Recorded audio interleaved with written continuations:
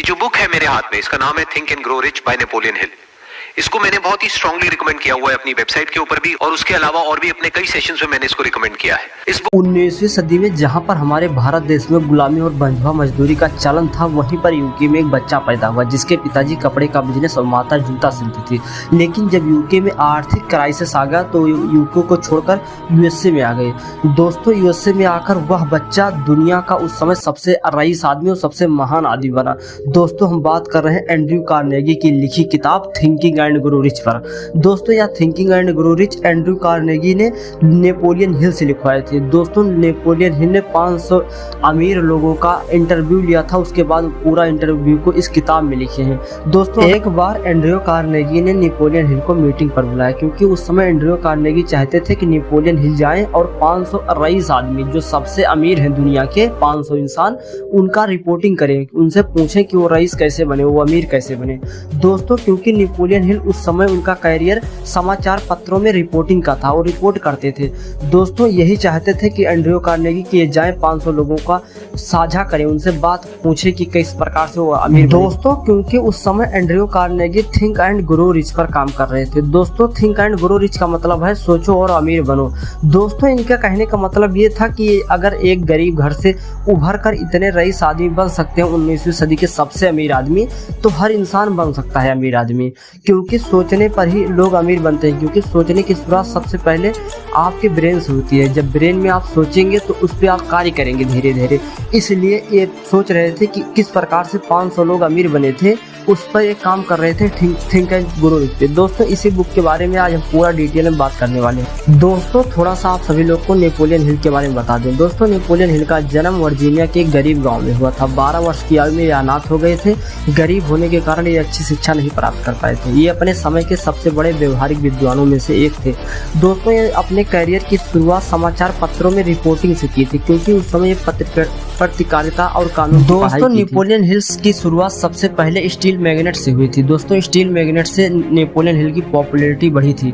दोस्तों, steel magnet भी Andrew Carnegie की पहली किताब थी। दोस्तों, इसके बाद थिंक एंड ग्रो रिच पे काम किया था। थिंक एंड ग्रो रिच पे नेपोलियन हिल विश्व विख्यात हो गए। दोस्तों, उसके बाद ये आगे कार्य करते रहे।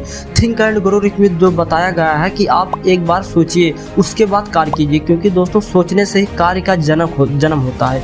दोस्तों, अगर आप सोच नहीं सकते हैं तो आप कार्य पे करेंगे कैसे? जैसे आप ये समझिए कि हमारे भारत के सबसे रईस आदमी जब मुकेश अंबानी थे, उनके जो पिताजी थे धीरू भाई अंबानी, जब वो सबसे गरीब हुआ करते थे, उसके बाद वो यमन गए। यमन में जाके तेल का व्यापार में कार्य कर रहे थे। तेल के व्यापार में एक मजदूर के रूप में कार्य कर रहे थे। रात में मजदूरी कर रहे थे, दिन में आकर वो यमन में जिस पे किराया लिया था जहाँ पर, वहाँ पर सिक्कों को बटोर कर गला कर बेच रहे थे। क्योंकि उस समय सिक्के में एक धातु आती थी, चांदी की धातु उसमें लगी रहती थी, तांबा लगा रहता था। उन सब धातुओं को निकाल कर बेच रहे थे। इस प्रकार से वो अपना धनोपार्जन कर रहे थे। धीरे धीरे करके धीरू भाई अंबानी दुनिया के सबसे रईस आदमी बन रहे थे। दोस्तों, आगे चल के धीरू भाई अंबानी का जब देहांत हो गया, उसके बाद उनकी संपत्ति मुकेश अंबानी संभाले और मुकेश अंबानी भी आगे जाके बहुत सफल इंसान बने। उसी प्रकार से अगर आप भी सोचेंगे जीवन में आगे बढ़ने को, बहुत आगे बढ़ सकते हैं। अगर आप सब थिंक एंड ग्रो रिच एक बार जरूर पढ़ना, क्योंकि भले ही ये 18वीं सदी की किताब है, लेकिन 21वीं सदी में यह सबसे अच्छी फिट होती है। दोस्तों, आपको बता दें, थिंक एंड ग्रो रिच जब आप पढ़ेंगे तो आपको पता चलेगा कि ये इनमें बिल गेट को केंद्रित करके पूरी किताब को लिखा गया है। दोस्तों, क्योंकि 21वीं सदी में सबसे पहले 21वीं सदी की शुरुआत में बिल गेट ही थे जो दुनिया के सबसे रईस आदमी थे। दोस्तों, 21वीं सदी को लेकर बिल गेट को लेकर सबसे अच्छे से केंद्रित किया गया। दोस्तों, आप ये कभी मत सोचिएगा कि 18वीं सदी और 19वीं सदी की किताब किस तरीके से 21वीं सदी को मैनेज कर पाएगी। दोस्तों, थिंक एंड ग्रो रिच एक ऐसी किताब है जो पूर्ण रूप से मैनेज कर लेती है। दोस्तों, आपको सिर्फ सोचना है। सोचने में कौन सा पैसा लग रहा है, जितना आप सोच सकते हैं उतना सोचिए, क्योंकि सोचने में आपको कोई ना धनोपार्जन करना है ना धनो खपत करनी है, तो आप सोच सकते हैं। दोस्तों, सोचकर अगर अमीर बना जा सकता है, सोचने में क्या आपका जा रहा है, बिल्कुल सोचिए। और उसके बाद भी आप थिंक एंड ग्रो रिच पढ़ना, क्योंकि हम कितनी भी बुक की समरी आपको हम समझा दें, लेकिन इतना आपको समझ में नहीं आएगा जितनी अच्छी से आप बुक पढ़ के आएगा। दोस्तों, ये 10 से 15 दिन हम पढ़े, उसके बाद आपको बता रहे हैं। थिंक एंड ग्रो रिच किताब पढ़ने के लिए बहुत अच्छा माइंडसेट होना चाहिए, उसके बाद समझना भी बहुत ज़्यादा जरूरी है। थिंक एंड ग्रो रिच इतनी टफ बुक नहीं है जितना आप समझ रहे हैं। थिंक एंड ग्रो रिच एक अच्छी किताब है जिसमें आप अच्छे से अच्छे सीख सकते हैं किस प्रकार से से, क्योंकि हम आपको एक दो व्यक्ति के बारे में बता सकते हैं, 500 व्यक्तियों के बारे में हमारे बताने की अवकाश ही नहीं है।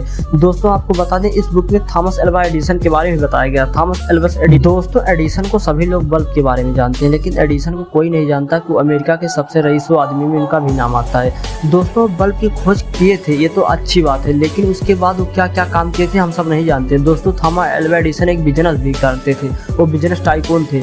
दोस्तों इस प्रकार से कार्य करके थॉमस अल्वा एडिसन भी अमीर बने थे, क्योंकि उनकी सोच ही उस तरीके से अमीर बन सकते हैं। दोस्तों जब तक हम सब भी यह नहीं सोच सकेंगे कि हम अमीर बन सकेंगे, तब तक अमीर नहीं बना जा सकता, क्योंकि जो 500 लोगों का निष्कर्ष निकला था उसमें से हर इंसान पहले सोचा था कि हम अमीर बन सकते हैं और बनेंगे, तब जाके अमीर बना था। दोस्तों जब आप सब सोच ही नहीं सकते हो कि हमें अमीर बन सकते हैं, तो किस तरीके से अमीर बनोगे। दोस्तों थिंक एंड ग्रो रिच एक ऐसी बुक है, इतनी परफेक्ट बुक है जिसके बारे में हर कोई बखान करता है। आप संदीप माहेश्वरी की भी बात सुन सकते हैं, हम पहले भी इनको लगा चुके थे, आपको वीडियो में देख ही चुके हैं। दोस्तों इस प्रकार से हर कोई थिंक एंड ग्रो रिच पे बोल चुका है। दोस्तों थिंक एंड कभी ना कभी। दोस्तों के वीडियो पसंद आए वीडियो को लाइक शेयर सब्सक्राइब करना मत भूलना। मिलते हैं नेक्स्ट वीडियो में, तब तक के लिए जय हिंद।